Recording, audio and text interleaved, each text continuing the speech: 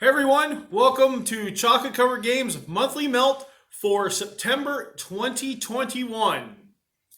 We thank you for tuning in, and we're going to start with our fives. Yep. For this month, Tim got to pick the topic. Yep. And for this month, I decided to go with birds. I've been playing a lot of Wingspan on my Nintendo Switch, and I thought, what are my top 5 favorite birds? So with this, it taken me quite a while to figure out my top 5, since I was not allowed to pick the pirate parrot or the San Diego chicken Or Larry Bird, Yeah. or people with other name Bird. Mark Fidrich, the bird, Yeah. or Big Bird. I wasn't allowed to pick any of those. And Big Bird's not a species. So I actually did go find 5 birds that I really enjoy. And I guess we'll start with me. Yep. And so my number 5 is the Baltimore Oriole.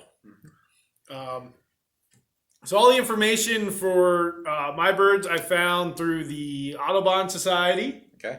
And I'll talk a little bit about it, and then I'll give you a conservation nugget. Okay. So the Baltimore Oriole is one of the most brilliantly, I'll get that out, brilliantly colored songbirds in the East. Flaming orange and black, sharing the colors of the coat of arms of the 17th century Lord Baltimore. Okay.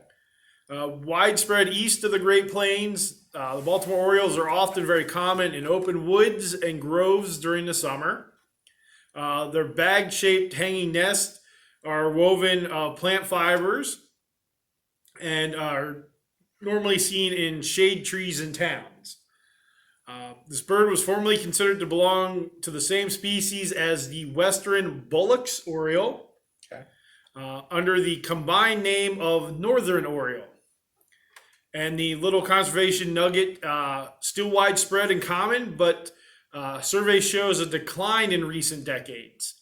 In the mid-20th century, Dutch elm disease killed many American elm trees that have been a favorite for the Oriole to nest in. So that's my number 5, the Baltimore Oriole. So I did get one sports team in there. Yep. Because the Baltimore Raven is not a species of bird. My number 5 is the wood duck. And when you think ducks, this is most likely the duck you think of, between this and the mallard. It's a very colorful duck. I, unlike Doug, did not do his depth research. I went like... Well, I used the Audubon Society. I did fun kids facts. So one of the fun facts they have is when ducks are born, wood ducks anyways, the day after they're born, they jump out of the nest willingly and start living their lives. You know, these ducks don't mess around. They're go-getters. They are. They are the most colorful headed duck of all the ducks, and I will have pictures somewhere, probably all around. I'm just gonna have birds keep flashing up on this one for the fun of it. So Not flying by in front of us. no, I've yet to learn how to do flying like anime motions on editing. It's very complicated. But these are the ducks you see on like Wildlife Magazine, Fishing Now Magazine. Like they're the duck that people think of. They used to be on Canadian Coin. A couple years back, they did the Summer of Ducks series, which was not much of a Summer of Ducks. It was just 3 ducks on a coin, but it was their Summer of Ducks. Yeah. And they're native to North America, so you can see them here in North America where we're at. My top 5, I only have 2 birds that we can see, you know, that's not in captivity. Yeah. And this is one of them. All 5 of mine are stuff we can see in the wild. Yeah. So that was my number 5, the wood duck. Alrighty. So my number 4 is probably in our area the most prevalent of all the birds on my list, and that is the barn owl. Okay. With its ghostly appearance, rasping shrieks, and habit of roosting in such places as church belfries, this bird has attracted much superstition. However, it's really a good omen for farmers who find the barn owl in their barns, because it chiefly preys on mice and rats. Discovered in its daytime retreat, the barn owl bobs its head and weaves it back and forth. And I think that's part of what attracts me to the barn owl is just that the face of it and that it moves its head all the time. It's always humming a tune in his head. Yeah. At night, it's often heard calling as it flies over farmlands and marshes. One of the most widespread of all land birds found on 6 continents and many islands. And the nugget is in recent decades has declined slightly in some regions, but drastically in others. Numbers are apparently stable or increasing in just a few sites. Maybe helped in some areas by provisions of building nest boxes for them. Okay. But again, the barn owl is something we have a lot of in our area. Probably the bird I've seen the most in my lifetime. Because anytime we did something where there were birds involved, if somebody brought birds to a scouting thing or whatever, there's always a barn owl. I think the bird I've seen most of my lifetime, chicken. Okay, outside of chickens. I mean, I had to cut them constantly for work and Yeah. would buy chicken. And So again, my number 4, barn owl. my number 4 is the kiwi. The kiwi is native to New Zealand. It's the only place you can find it in the wild. Anywhere else, be in captivity. They do not build nests. They burrow underground. They live underground. They are the only bird that we know of that has their nostrils at the end of the beak instead of at the base. So it's all the way at the end, which is quite unique.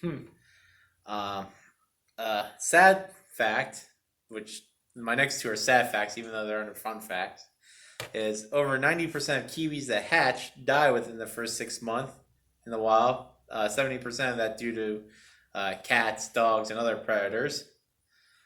Because as you can see in these pictures all over us at this point, they are a very, I would say, not very good defense bird. They're just feet with bodies. Yeah. And if you can't fly away. I mean, they have no wings. They have little nubs that are so small they don't even really get past the feathers. They are sort of fast. I think they said the top speed a kiwi can get is like 3 miles per hour, which is decent. Not very fast. You're talking to me. 3 miles per hour is a sprint. There's only about a total of 24,550 remaining kiwis left on the planet, so very low numbers. But the thing that got my eye from the kiwi is I remember earlier in that days there was a video called the Kiwi, and it was a very depressed kiwi bird that wanted to fly. So it jumps off a cliff and, it cries as it's flapping its little fake wings and, it cuts out and you hear a splatter sound and it's this kiwi. This is back when Windows 98 just launched kind of thing. So it's a very old video. But that's my number 4, the kiwi. Alrighty. So my number 3, I guess my number 3 would actually be the bird we've seen the most of over the barn owl, or the chicken. Yeah. According to you. So my number 3 is the ruby-throated hummingbird. There are hundreds of kinds of hummingbirds that nest in the American tropics and more than a dozen in the western U.S. But east of the Great Plains, there's only the ruby-throated hummingbird. They are fairly common in the summer in open woods and gardens. Hovering in front of a flower to sip nectar, it beats its wings at more than 50 times per second. Okay. Impressive migrants despite their small size.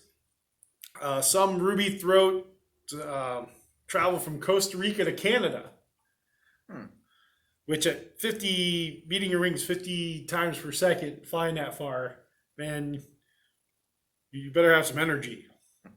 So thought to have declined in some regions in recent years, surveys actually show no distinct downward trend. And for us, our grandparents and our parents had out hummingbird feeders. And just being able to sit there and watch them and, zip around and They get territorial over that feeder too. Yeah. If one would be eating, you better believe another one would attack it. yeah, and they swoop in and the liquid pixie stick for the hummingbird. Yeah. It's incredible that 50 to think of 50 flaps per second. That's absolutely crazy, and that's what makes the sound. I assumed it wasn't just going zzz. Well, it didn't know. Maybe it was trying to sing a song. It didn't know the words, so it hums. That's why other birds don't like hummingbirds, because they just hum the music. But it's one of those birds that it's enjoyable just to sit there and watch and watch them zip around. It's very impressive to watch them zip right into the feeder, and they can just hover right there and peck their beak into the little hole to get the stuff, and then it's so just always moving. Yep. But yeah, that's my number 3, the ruby-throated hummingbird. My number 3 is the Kingfisher, and this was the bird that gave me the idea for this list while playing. The Kingfisher has a hard beak like dagger that used to spear fish. It doesn't catch it in its mouth; it literally spears them. It's one of the few species where the females are more colorful than the males Okay. in the bird world. I mean, the picture I have here is a female, but the male version is just as colorful. I think they're just a colorful bird all around. Both pair of kingfishers work together to build a burrow instead of a nest. So they burrow into the ground. They tend to do it around water. It's their main area of living. These birds, when they catch fish or other prey, they beat it to death on rocks. This is a very violent bird. It got the name Kingfisher for a reason. It's aggressive. One of the videos I watched literally showed it daggering a frog through the skull and then beating it on a rock. Fish. I was gonna say this bird doesn't mess around with his kills. No. They are the only bird on my list that are global, that they can be found anywhere on the planet. Okay. But if you want to find them, you gotta go near water. They don't tend to stray far from brooks, creeks, lakes, rivers, because their main food is tiny fish, tiny insects, occasional frogs. So they know what they want to eat, and they will kill for it.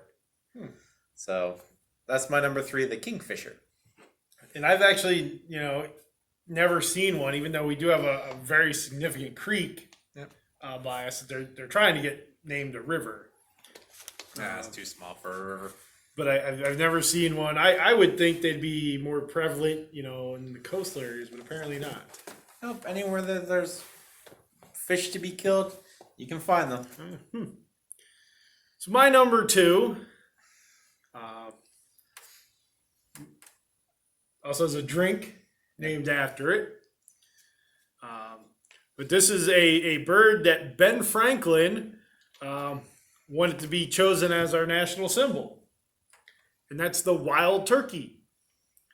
And although the barnyard variety apparently is not very bright, the original form of the turkey is a very magnificent bird. Wild turkeys usually get around by walking or running, but they can fly strongly, and they typically roost overnight in tall trees. Turkeys were formerly considered to belong to a separate family from other chicken-like birds.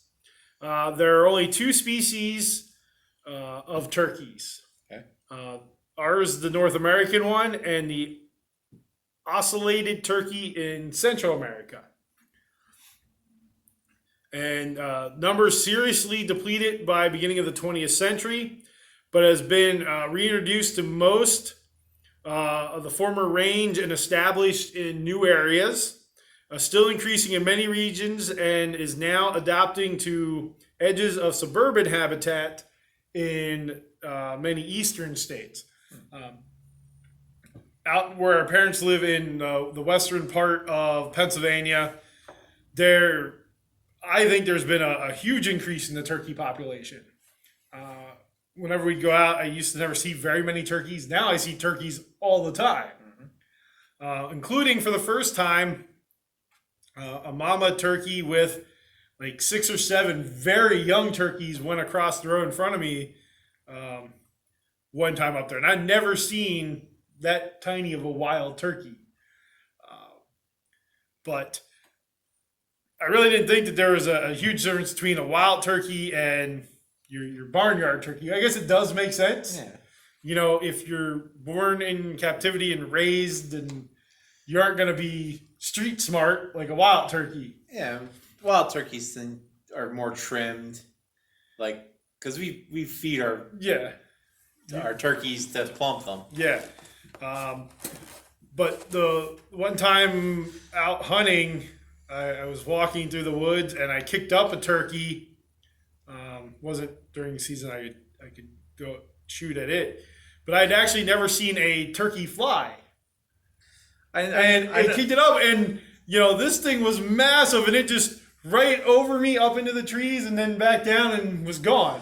I know what you meant when you said I kicked up a turkey, because I understand how you speak. But in my head for a second there, I just thought you ran up to a turkey and booted it. And punted it? Yeah. I kicked a field goal with it. Like, I never got to kick a turkey, but man, I saw it and I just whoosh. Yeah. I punted this turkey. Yeah. No, I mean... You spooked it and it flew. It scared the bejesus out of me. Yeah. Because I at that point, I was young and I didn't know turkeys flew. Mm-hmm. And man... I was walking, I kicked it up, and there it went. It flapped, and it wasn't very far over my head. And that was awesome. To actually see a turkey fly like that. Mm-hmm. Yeah, it didn't fly very far. Yeah. But, yeah. And we sit out on the porch up there at the parents' place, and, you can see up on the hill, the mountain, the deer come across. There are times we sit there and watch a flock of turkey go across. So just enjoy turkeys. They're delicious. Mm-hmm. We're getting close to Turkey Day. Yep.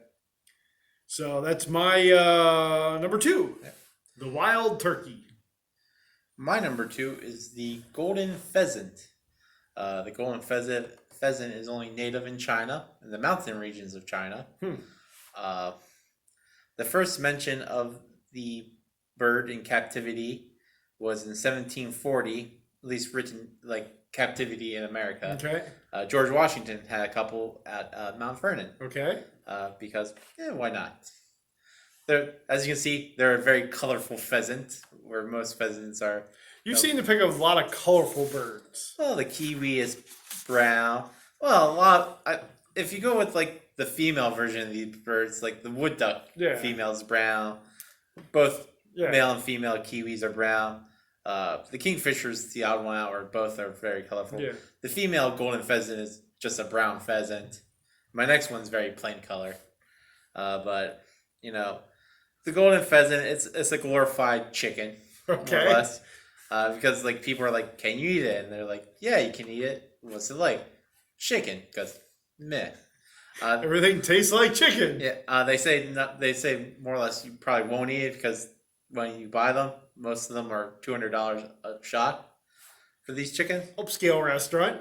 Yeah, I mean, but if it just tastes like a regular chicken, like there's high end other types of chickens out there that taste gamier. Yeah, but would you rather be like, what'd you have for dinner? I had chicken. I had golden pheasant. I had golden pheasant. I had golden pheasant nuggets. I could just lie and say that. Who's gonna call me out on it and be like, show me your bill? But they do have some lore around them. Okay. To this day, some people believe if you catch a golden pheasant in the wild, you get 3 wishes granted. So they're like the genies of the bird world. Well, then I need to go find one of these. Well, then you gotta go to the mountain regions of China. I mean, I guess if you have a zoo and they escape into the wild. There we go. But they wouldn't have that at our local zoo because ours only has North American animals. But yep, the golden pheasant is it's the Cadillac of pheasants. Apparently. Yeah, I mean, it grants you wishes, costs you $200 to buy. But now I'm wondering if it tastes like chicken. You can buy their eggs, but their eggs also run you about $200 an egg, so you get a dozen for a good bit of money. So I had a golden pheasant They'll just say their eggs scrambled eggs. They say their eggs taste like duck eggs. Never had a duck egg. They're fattier, creamier. But yep, my number 2, the golden pheasant, because it grants you wishes. There you go. And my number 1, probably the most majestic bird on the list. Yeah, chicken. It's not a chicken, or a chicken hawk, or a chicken little. Chicken vulture. Yeah, Well, there are no chicken vultures. Yeah. It's turkey vultures. That's a smaller Which turkey. turkey vulture almost made my list. I almost had turkey vulture, and vulture because they're 3 separate birds. Yeah. But I went with the bald eagle. It's not always so majestic in its habits. It's often feeds on dead fish that washed up on shore, and it steals food from ospreys and other smaller birds. At other times, however, it's a powerful predator. Seriously declining during much of the 20th century, the bald eagle has made a comeback in many areas since the 1970s. Big concentrations can be found wintering along rivers and reservoirs in some areas.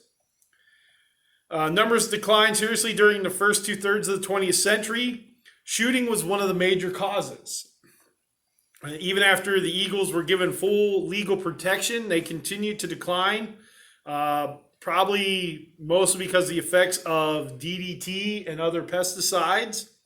Following the banning of DDT, numbers have been increasing gradually since the 70s, with spectacular recovery in some states.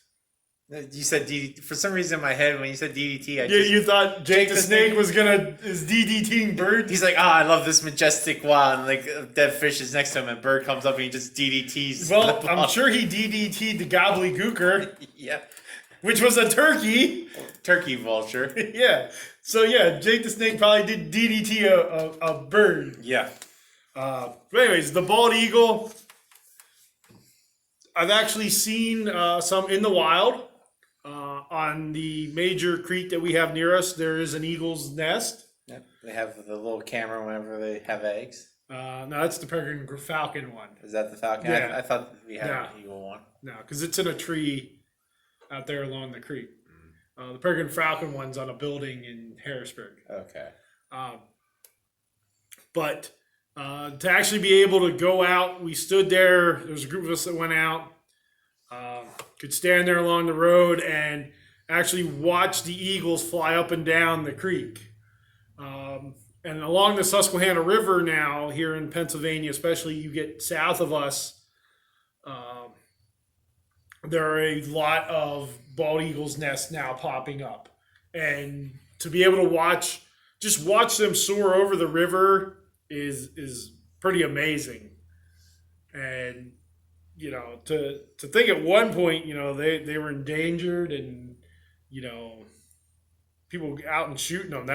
To me, that's kind of crazy, but I think it's just a cool bird.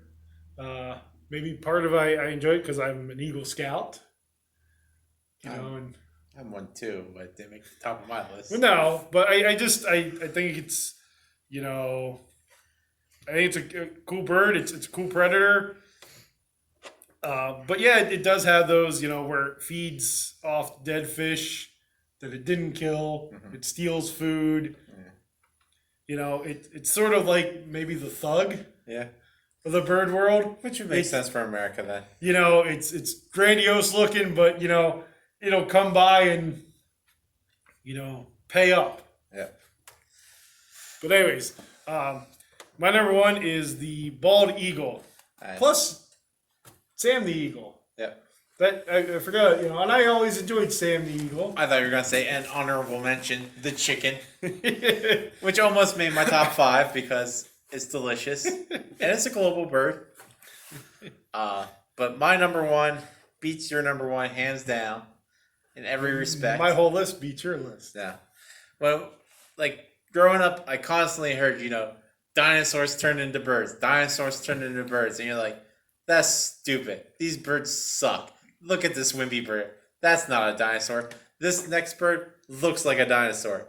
It always looks angry. That thing's gonna kill you. That's his normal face. It's gonna be on the screen. This thing will kill. This bird does not mess around. It's the shoe-billed stork.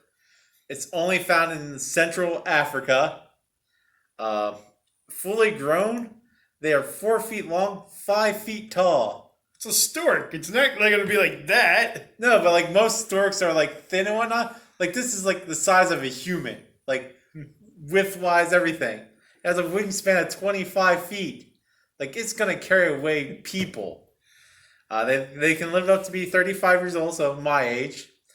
They eat crocodile. They kill and eat. They kill crocodiles. I don't mess with things that kill crocodiles. I don't kill crocodiles. There are people that do. Yes, well this bird does. This is like a kingfisher on steroids. Now, does it pierce the crocodile with its bill? I couldn't find a video. I was so hoping when I found out they eat crocodile. I just wanted to see the thing like lifted out of the ground and just like drop it. And just like see the terror on the crocodile's face. I mean, there's no shot like pictures of this bird where it doesn't look intimidating. Like you look like I'm about to die. To define this bird, to just look up like mean looking bird. No, I remember seeing this bird a couple years ago because it was just I thought it was a hoax kind of article because it was a stork standing upright, like it didn't have its bent at his knee because it was like getting ready to attack something or scare. So I thought it was just a dude in like a bird costume because I'm like, that's a very weird bird costume. I remember clicking on the article. I'm like, oh snap, that's a real bird ready to like mess something up. It gets its name though from its bill because it's roughly the shape of a clog, like the shoe from Collins. Yeah. Which is also weird because, I don't think of clogs in Central Africa. But I guess the Dutch did explore a lot down there. Probably. Take a lot of stuff. But yeah, it's a murdering machine, this bird. And it's gotta be. It is close to the extinction line. Because people like to hunt it for hunting's sake. It's one of those African animals that, people hunt because they're in Africa and they are hunting. Sadly, because there's not many native predators to it. Yeah. Man's its biggest predator. I guess any animals fighting is also its predator. I'm assuming the crocodile. I'm assuming this thing can probably take down a lion if it wants to. I mean, I've got to look into this bird now. Yeah, if you type it up on your phone, just type up images. There are some meaner images than this. I just like this one because it's head on. Like that could be a sports team's logo. Yeah. That's how mean this. But nobody's like, I'm facing these shoebill storks. Hey, if that's the picture of the logo, I'm like, would that be your team? It might be. I'm like, oh, I'm not gonna care about like the cardinal. Ooh, it's the cardinal.